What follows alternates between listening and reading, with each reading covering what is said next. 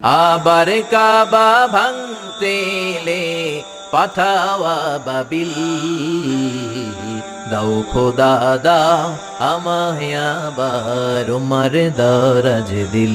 সুবহানাল্লাহ বলেন।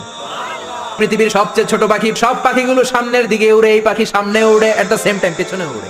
যারা আল্লাহরে খুঁজে পায় না তাদেরকে বলবেন পাখির দিকে তাকাও। আওয়ালাম ইয়ারাউ ইলাত তায়রি ফাওকাহুম সাফাতিন ওয়া ইয়াকবিদ মা ইউমসিকুহুন্না ইল্লার রহমান ইন্নাহু বিকুল্লি শাইইন বাসীর। নাস্তিকগুলো কি আমার পাখিগুলোর দিকে তাকায় না? সুবহানাল্লাহ। এই যে পাখিগুলো থাকে ফাওকাহুম সাফাতিন, পাখিগুলো কেমনে ডানা মেলে উড়ে বেড়ায়, আবার নামার সময় ডানা গোটায়, ডানা ঝাপটায়, কেমন করে পাখিগুলো উড়ে। শূন্যের মধ্যে পাখিগুলো কেমন করে উড়ন্ত থাকে, এই পাখিগুলোরে শূন্যে ধরে রাখলো কে?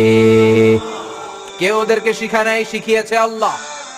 আল্লাহ বললেন পাখির দিকে তাকাও। আওয়ালাম ইয়ারাউ ইলাত তায়র, কারণ পাখির মধ্যে নিদর্শন আছে না নাই?